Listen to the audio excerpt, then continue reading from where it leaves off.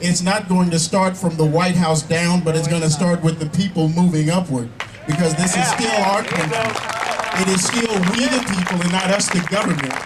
And it is still us who have the power to change this nation as we know it.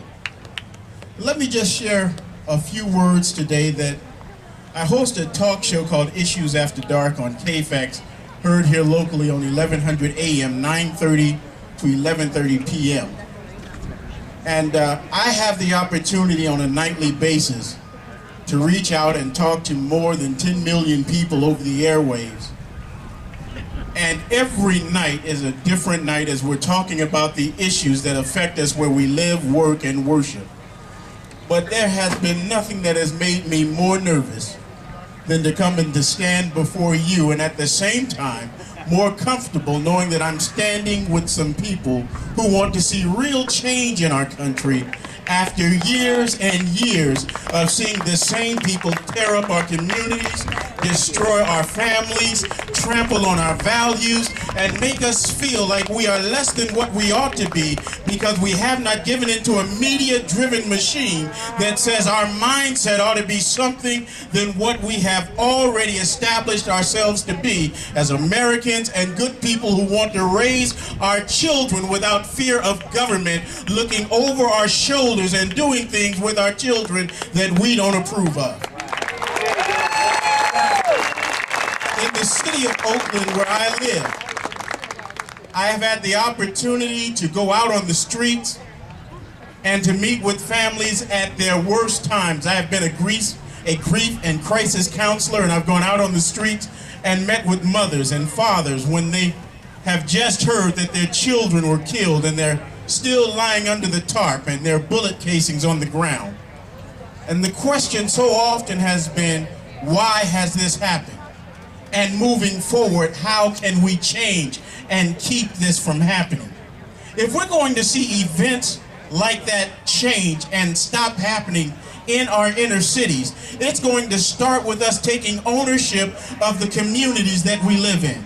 And when I say taking ownership of the communities that we live in, it doesn't matter whether you're an owner or a renter of the house or the apartment that you're in, but recognizing that it is your community and you're not going to trust an outside agitator to come into your community and tell you how it is you are going to live.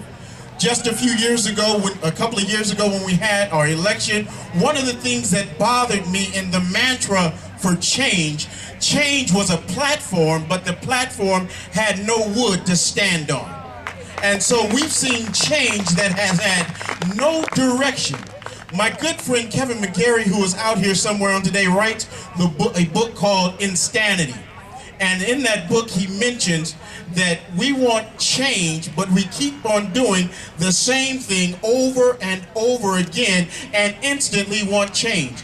A wise man once said, if you continue to do the same things over and over and expect a different result, it is absolute insanity. And let me share with you, there have been utter madness in our inner cities as we have continued to vote in the same people over and over and over and over again.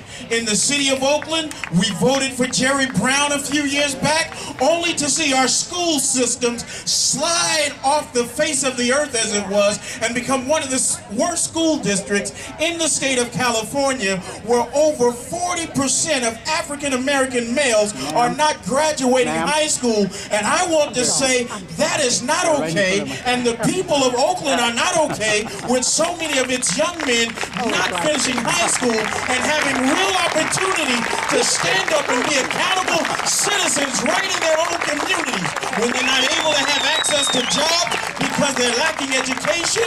And when we got an education system that has been run by the government of the state of California instead of the people of the community of Oakland, there is something wrong with that.